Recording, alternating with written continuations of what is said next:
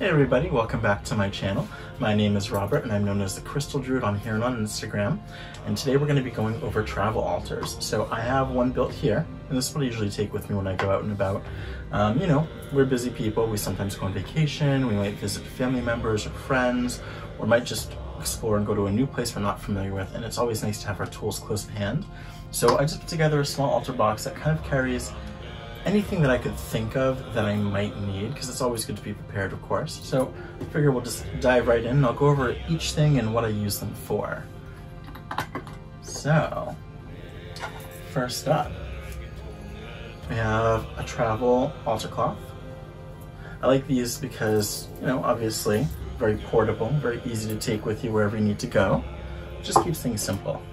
And you can put candles on top of these, you can put your incense on top, put your tools on top of it. I think that's kind of what it's there for. I guess I'm kind of saying the obvious, but it just makes it easier for you to do your work in a way where you're not going to disturb the space that you're in.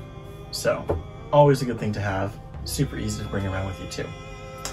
Another thing I like to bring with me is a key. I use this more for protection magic, but also for opportunistic magic. So what I mean by that, for protection magic, obviously, you know, I can use this to basically lock someone's access to me. So if there's someone, a family member, or maybe met a friend's house, but they have a friend that I just don't get along with, because it happens. We're not gonna like everybody, and that's okay. We know we want to try to, but if we can't, we can't. It's not the end of the world.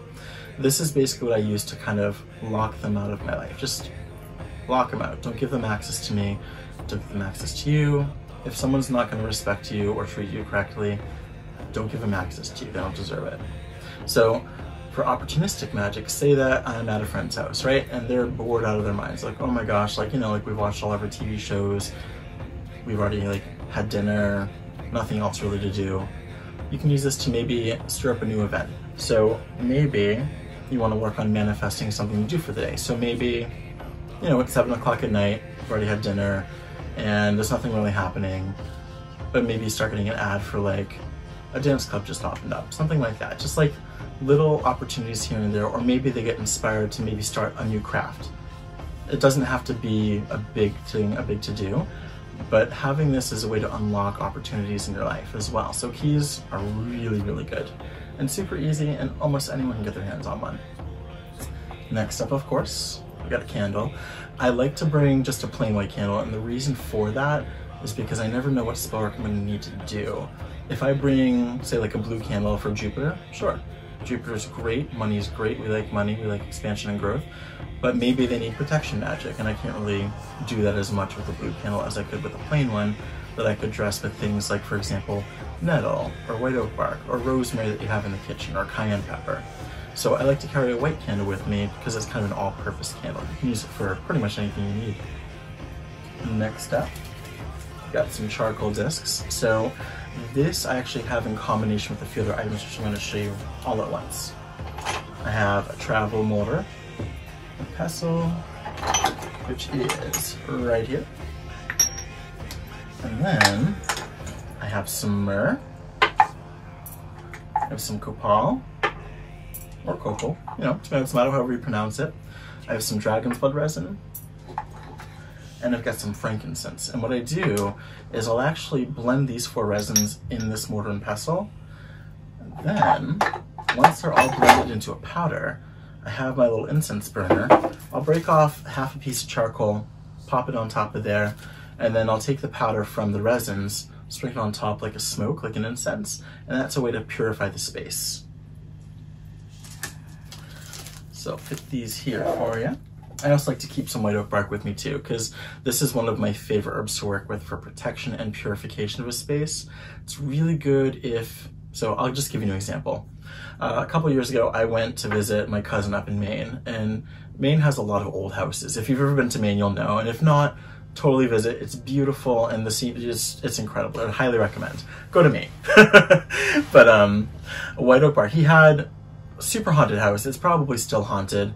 There was a room that was basically sealed off, and the way that the house was built, they had giant, like, long iron nails built into the walls, which leads me to believe that there was a spirit literally trapped in those walls. So it wasn't going anywhere, but it was still disturbing the house. So I definitely brought some of this up to kind of cleanse that area a little bit and let that spirit kind of get out, because it was not a good time.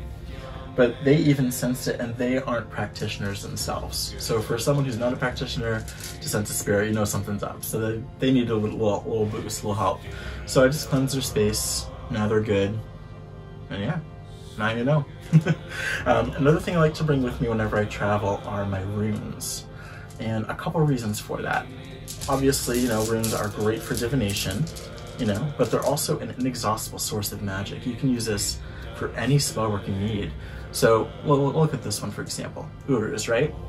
Urus, people think of like the ox or the bull, stamina, endurance, physical health, overcoming obstacles. And maybe you have a friend who isn't feeling so well, but they need company because they have depression, or they just need company for whatever reason, but they're just not feeling really that great. You could carve this rune into this candle, and then you can add different herbs to it. Like you could do paprika for like a little bit of energy, or cinnamon for Mars and fire. Cinnamon's ruled by Mars, element of fire, action, movement, sweetness. It's a very healing herb, which is really nice. So lay these little chickens right there. I always like to keep Quartz Crystal with me. Quartz is a really good amplification tool. So this will boost anything you're working on. So if you're doing spell work, amazing. If you're doing meditation, amazing. You can't go wrong. Quartz kind of does it all. I like to keep a bell with me as well. So a bell you can use to summon spirits. You could use it to cleanse an area of energy, because when you're cleansing, it doesn't always have to be sage or Palo Santo. It doesn't have to be frankincense and myrrh, although they're nice and they're wonderful to use. But if you don't have that stuff and you just have a bell, this will also disrupt the energy and clear it for you too. Just different methods. I like to bring my bones with me, ethically sourced always. So I have an ethically sourced antler and an ethically sourced raccoon jawbone. So these are used for protection and wisdom and cleverness. So if you are dealing with a situation where you're not really sure what to do, you could cast the runes, or if you use tarot cards or pendulum, you could do any divination method that works for you. And maybe you work with a raccoon jaw to kind of give you some inspiration, some different ideas of how you can navigate the problem that you're dealing with. And then you obviously have the antler for protection, so you can use this to protect your space, protect someone you care about, lots of different methods. And then I always try to carry with me 4 coffin nails of cast iron. The reason for that, I like to use these to ward a space. So what I'll do is, if I have a room, obviously, you know, I'll put one in each corner of the room, just to kind of protect that room from any negative energy or any spirits that people might send their way. It's just a really nice protective measure. And it also brings comfort because you know that you're covered. And probably one of the most important things, a lighter. I can't tell you how many times this happened to me where I forget to bring a lighter and I'm like, hey, can I borrow a lighter real quick? And they're like, what do you need a lighter for? So having a lighter, super handy. You can get it for like $1 or $2 at the gas station or wherever, Walmart, CVS, dollar store. You can almost always find a lighter, but if you have one just like ready to go, it makes life easier. And last but not least, this actually goes with my cast iron burner. This one's neat. This actually has 3 little pegs, 3 little slots you can put stick incense into as well. So if you don't want to use resins, or if you just don't have access to them, but you can get stick incense at Walmart for like $1, you can put your stick incense in this as well. So that's why I prefer this one. I feel like it's more portable and it's multifunctional as well. But I figured this was just like a quick altar box travel altar box tour. I hope you enjoyed. If you have any questions or any feedback, or if there's something that you would like to see added to it, or maybe something that you put in yours that I didn't put in mine, feel free to let me know in the comments below. And if you haven't already, please hit like and subscribe, and thank you for visiting.